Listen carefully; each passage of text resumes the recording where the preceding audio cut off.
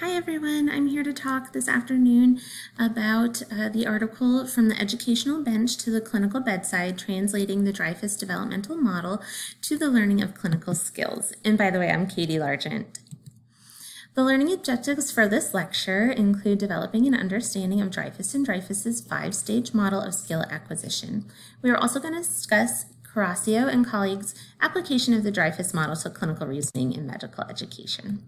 The creators of the Dreyfus model were Stuart and Hubert Dreyfus. They were brothers and professors at UC Berkeley. They developed this five-stage model for adult skill acquisition that starts as a novice and transitions all the way up to expert. As you go up through these skill acquisition levels, your required skill increases to its peak at expertise, and you will require minimal guidance at this level. Whereas as a novice, your skill set is pretty minimal and the guidance you require is quite high. We'll break down these stages next. The novice is typically driven by rules, and rules determine actions. You're able to recognize features and use analytic reasoning. There's minimal ability to synthesize data, and the big picture is relatively abstract at this stage. As an advanced beginner, you're able to sort through rules and determine relevance. You deepen your understanding of key concepts, you use analytical reasoning and pattern matching. Learning can be detached and analytical still at this stage.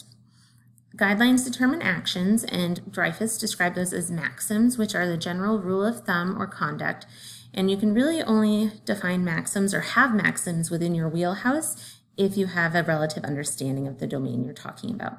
And at this stage, you're also able to apply learning to new situations. Under competence, this is where you're considered to have emotional buy-in or investment, and the learner will have a true responsibility related to their learning experience. This occurs with real-life experiences. This is where the transition begins from methodical and analytic to pattern recognition-based. You start seeing the big picture, and new complex problems, however, still need analytical reasoning. On the proficient level, you're felt to be exposed to a wider variety of situations.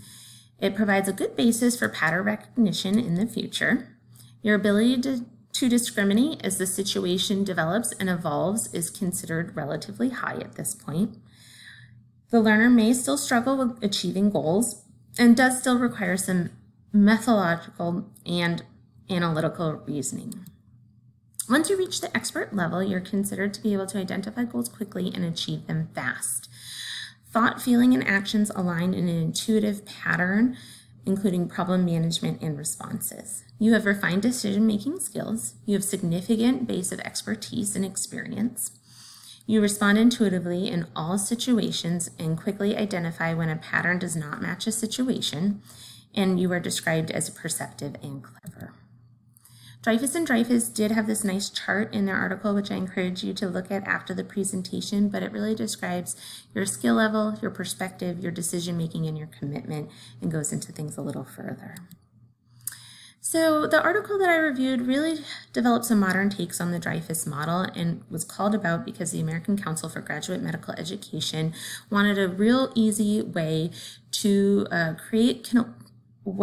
evaluate clinical competence and assess core competencies. They hypothesized, Carrasco that is, that there's actually a sixth component to Dreyfus and Dreyfus model, which is really the master and a level higher than the expert. They described the master as going beyond the big picture. This includes concern for culture, context, and community. You do not need to provide significant cognitive attention to a task at hand. You're able to perform to the highest function. You have profound commitment to work, a good moral compass, are motivated by education. This is applied in medicine as follows. So the novice is akin to a medical student. They have generic templates taught, and medical school helps develop illness scripts. The advanced beginner is akin to your intern year. You're able to generate differential diagnoses and focus on methods to gather data. Applications in the competent setting are akin to the end of residency, where you develop common illness patterns and can see the big picture. On the proficient level, this is akin to a clinical instructor or a first-year attending. You're effective and efficient in gathering data and can quickly tell sick from not sick.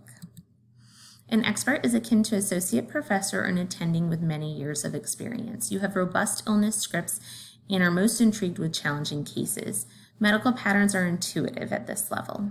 The master is considered the go-to provider for clinical conundrums. They are concerned about context, culture, and community, and this is considered the deepest level of commitment to work and learning within the medical field.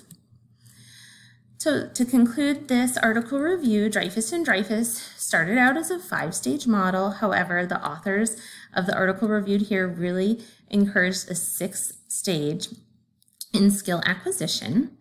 It's very applicable to medical education. It helps provide guidance for teaching and is really applicable throughout all adult education. I hope you enjoyed this article review. It was really nice to get to talk to you all, and here are my references. Have a great day.